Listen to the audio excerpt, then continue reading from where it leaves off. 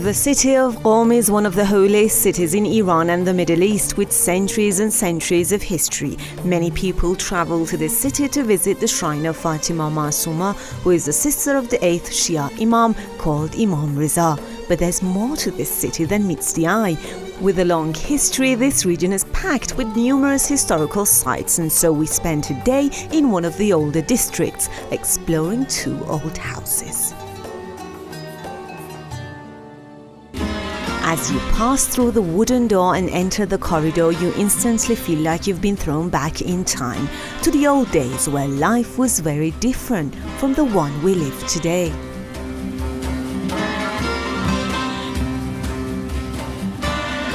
This is the Anthropology Museum of Qom, situated in 2 amazing and beautiful houses that once belonged to 2 brothers called Haji Khan and Haj Ali, who were the descendants of the Qajar dynasty.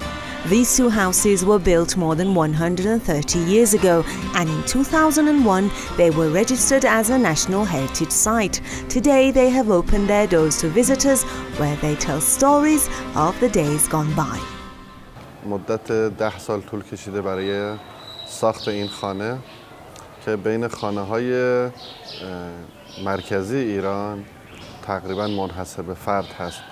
با توجه به متراژ و زوایایی که ساخته شده یک خانه ویژه هست. The museum is 600 square meters, which includes 14 rooms, 36 doors and wooden windows, and 14 pillars that each has its own unique design. The museum offers comprehensive information on the people of Qom. Here you get to see how the people in the Qajar era looked, what they wore and what they did for work.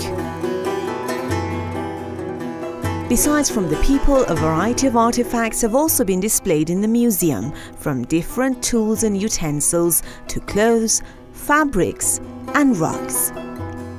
The huge ceramic pots in every nook and corner of the house also grab your attention, most of them belonging to centuries ago. Back in the old days, work was mainly done by hand, and here we saw the different types of jobs that were common over a century ago. In the old days, people would store water in pots made from stone or clay to keep it cold. Now, the clay pots of Qom were very popular back then, as they would keep the water cold for very long hours. Here you can see a potter making a clay pot.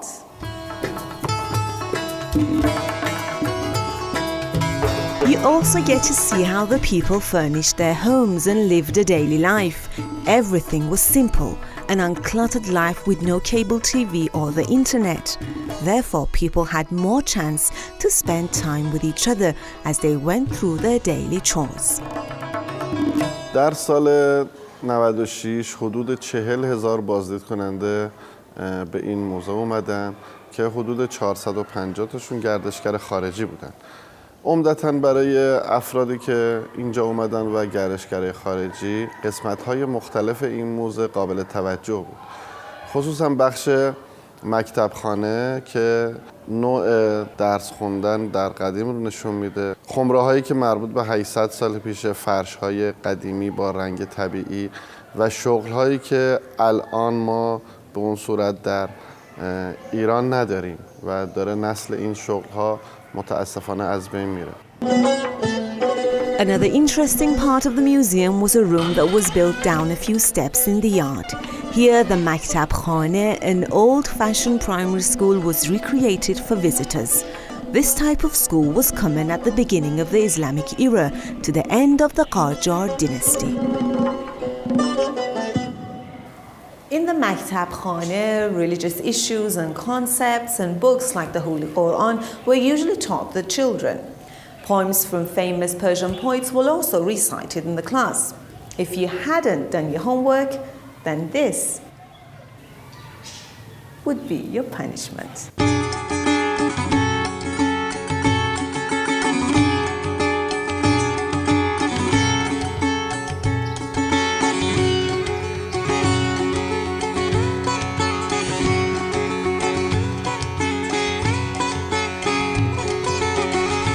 A feeling of peace and tranquility, an atmosphere that resonates stories from the days that are no more.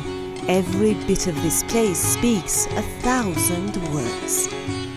In this house, as well as learning more about the people and their way of life, we also get a chance to see more of the traditional Persian architecture. Now, as you can see, most of this house is built from wood, plaster and sun-dried bricks, which was basically supplied from the heart of the desert. The pool is also an inseparable part of the Persian architecture, which is basically built to decrease the heat, create moisture and humidity, and supply water for the people living in the house.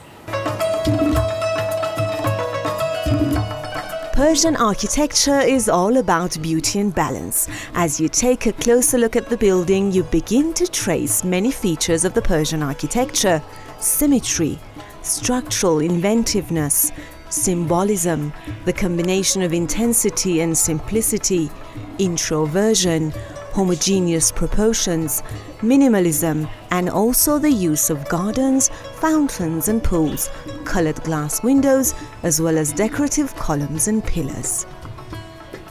Although history books have always been our main source for understanding the past, nothing is quite comparable to walking through the corridors of a historical site itself, breathing in the inspiring air and marveling at the traces of the past.